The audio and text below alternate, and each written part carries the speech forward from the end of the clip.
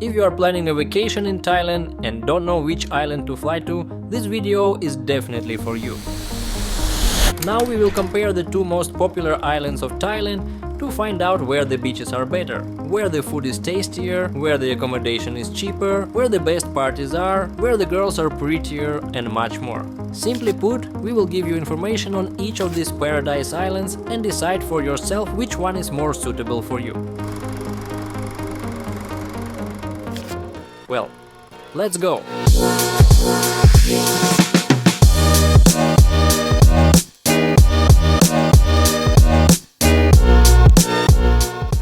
By tradition, we'll start the comparison with the beaches. Phuket, with its huge number of beaches, is of course very pampering. If you are in Thailand for the first time and have not yet been spoiled by the beaches, then you will be delighted with such popular beaches as Karon, Kata or Nai Harn.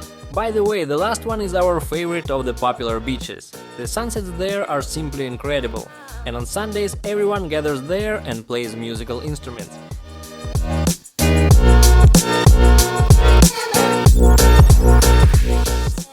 And if you want something more exotic, there is also the incredibly beautiful Banana Beach, which will make you fall in love with its landscapes from the first seconds. And hidden in the jungle, Freedom Beach, not so easy to get to, but worth it. It so happens that when I hear the word beach, the first picture that comes to mind is freedom. Or for example, Karon Noi, which became for us the most Maldivian beach in Phuket. Although it is located on the hotel grounds, there is a secret path through the jungle to get to it. We showed this path in a previous video about the secret beaches of Phuket. So if you are interested, you know what to do. And if you want something even wilder, there are many beaches in the eastern part of Phuket where you will be completely alone. Yes, most of these beaches are usually not so clean and transparent, but nevertheless they exist. And of course there is Mai Beach, which is located near the airport, from where you can watch planes take off a few meters from your head, or how they land. There is no such beach on Koh Phangan because there is no airport, but there are many gorgeous and interesting beaches. For example, Malibu Beach with its amazing white fine sand, incredible beautiful palm trees. But low tides, which are quite common here, spoil the overall impression of the beach, emit a smell, and the path to the depth becomes even longer. Let's move to the beach Had and Sadet. Incredible picture, few visitors, clean clear water. But sand spoils everything. It's mixed with shell rock and it's painful to walk on without slippers. And when there is a wave in the sea, you have to quite boldly put your foot on the bottom and pray that some small shell will not end up in an edge-on position at that moment.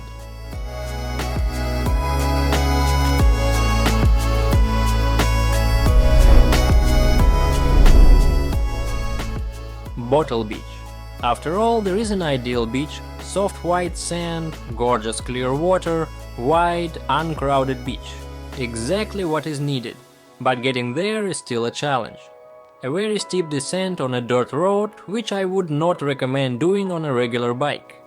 Therefore, either walk down in the heat or order a taxi every time you go up and down. Let's go further to Mae Hat Beach. A gorgeous beach with a sand spit that leads to the island. But both the spit and the beach itself are also covered with shell rock, which is very unpleasant to walk on. Hat Rin Beach. There's really nothing to complain about here. Nice long beach, pleasant sand, many different cafes and bars, but during the season there are of course a lot of tourists. But our favorite is Zen Beach, the most soulful and atmospheric beach of Koh Phangan. The sunsets here are simply incredible. The only thing is that during the sunset season there is nowhere for an apple to fall.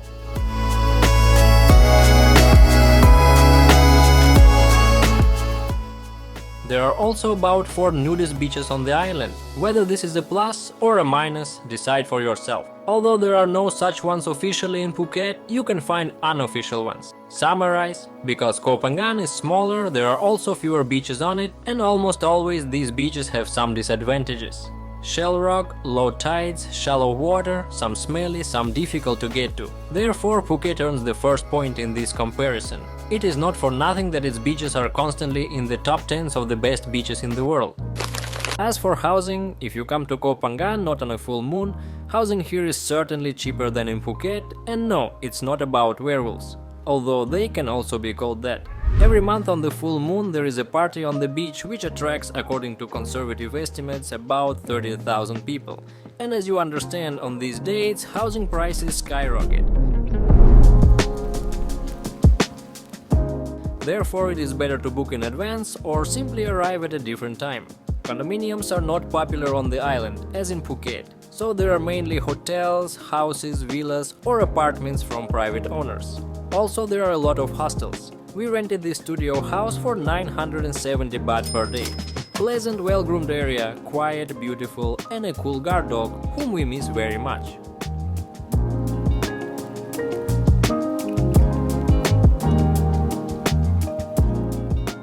But this 2-bedroom villa with a pool on full moon party dates cost us 1,900 baht per day for 4 people.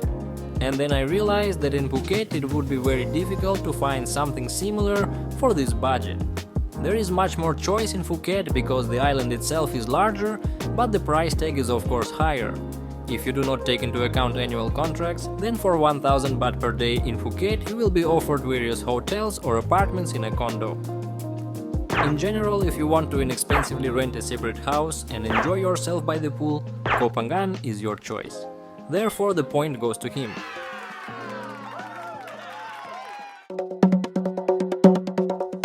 As for food, there are a lot of interesting establishments on Koh Phangan, some with a beautiful view, such as Club 420. From here you can enjoy an incredible panorama of Mai Hat Beach, the sandbar and the island of Koh Ma, a great place to watch the sunset. Or on the contrary, you can find establishments that look unimpressive from the outside, but they cook so deliciously and so much that it's difficult to leave the table. On the island there are food courts, markets, in general, everything is as it should be. But Phuket is in no way inferior to Koh Phangan. Here you will find restaurants with incredible views, cafes with cats, cafes with parrots, bars with signature cocktails, beach clubs, restaurants in Chinese style, Balinese style. In general, it is very difficult to compare with Phuket in the variety of establishments. But the main problem of Koh Phangan is the lack of normal food delivery. Yes, the usual applications Grab or Panda do not work there. There is only one food delivery app on the island and unfortunately it lags a lot. One time we placed an order but it didn't arrive at the restaurant, another time there were problems with payment, and I'm silent how many times the application simply crashed. Overall, points for food go to Phuket. Parties.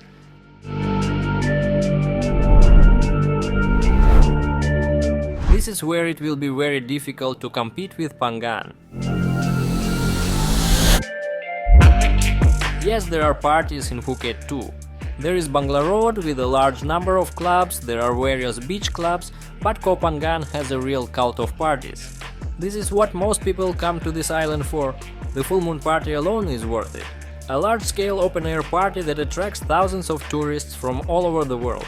The main moment is the full moon, when the entire beach comes alive to the sounds of music of various styles, ranging from electronic to traditional Thai. Full moon party has become a legend thanks to its unique atmosphere, variety of entertainment, and endless flow of positive energy. In addition to the full moon, a bunch of different parties are held on Koh Phangan several times a week, and some people like them much more than the hyped full moon. There are even schedules for these parties. So the point definitely goes to Phangan.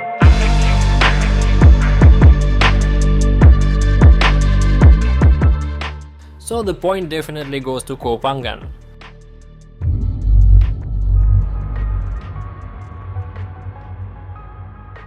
Attractions.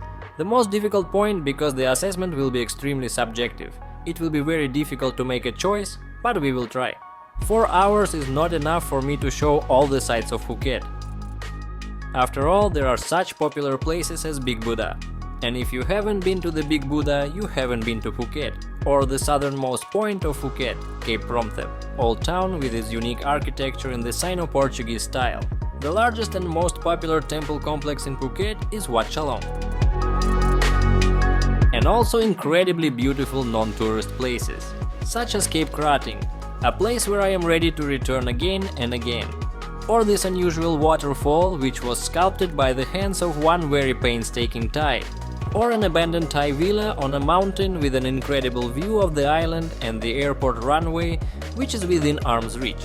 Although there are fewer places on Koh Phangan, they are no less incredible, and some even more so.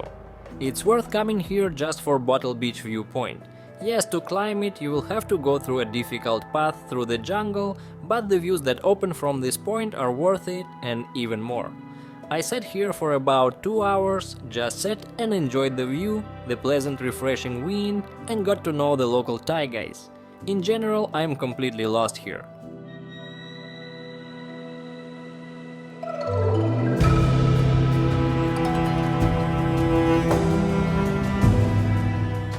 On our last visit, we were going to take a tour of the island's waterfalls, but we were unlucky with the rain and the waterfalls were almost dry. However, this does not negate the fact that they are here, and if you come after good tropical rains, you will definitely get at least aesthetic pleasure. Also on Koh Phangan, you can find incredible temples with amazing views such as this one, or these Instagram stairs, or even pagodas built from beer bottles. At every step you can enjoy the company of monkeys. In a word, Koh Phangan has something to surprise you with, and it would not be fair to give points to Phuket just because the island is larger and therefore there are more interesting places to visit. Therefore, we will not give this point to anyone.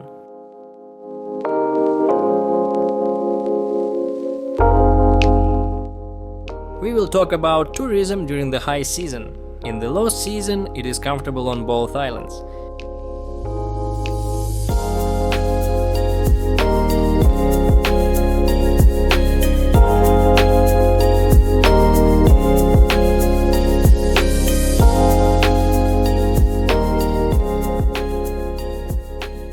If you are traveling to Koh Phangan when it is not a full moon, the island is quite calm and the beaches, waterfalls and other attractions can be explored in comfort. You won't be surrounded by crowds of other tourists, and this is definitely a big plus. In Phuket, you can feel comfortable on observation decks and other popular locations only at the beginning and end of the high season or in the low season. Secretly, we like the low season in Phuket much more than the high season. The island blossoms and becomes covered with greenery. Refreshing tropical rains occur periodically, there are very few tourists and the roads are free. However, we compare within the high season, so the point goes to Koh Phangan.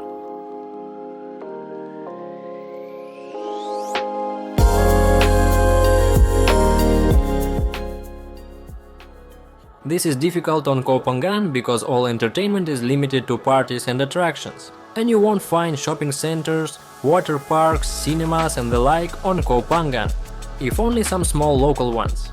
In Phuket this is all fine. A bunch of water parks, rope parks, shopping centers, wake parks, tennis courts, go-karts, campsites, golf courses, shooting ranges and everything your heart desires. An entertainment point goes to Phuket. On the one hand, the roads of Koh Phangan are freer. There is less traffic and in some places they are incredibly beautiful, but the roads are terrible, especially after Phuket. There is no asphalt on the island, only a concrete road with seams. And in especially popular places it is badly damaged. And the roads on Koh Phangan are very narrow. And given the party atmosphere, unfortunately, we often met drivers on bikes who could barely stand on their feet, which was also a little scary. And yes, Phuket has public transport, smart buses and taxi apps.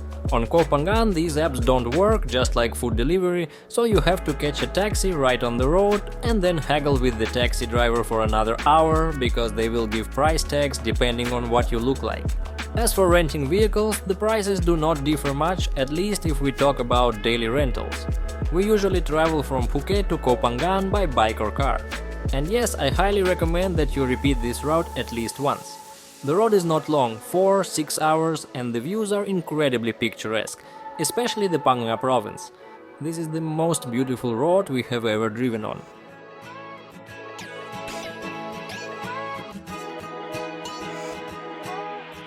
Another point goes to Phuket. But friends, in fact, all these points and this comparison in general are very subjective.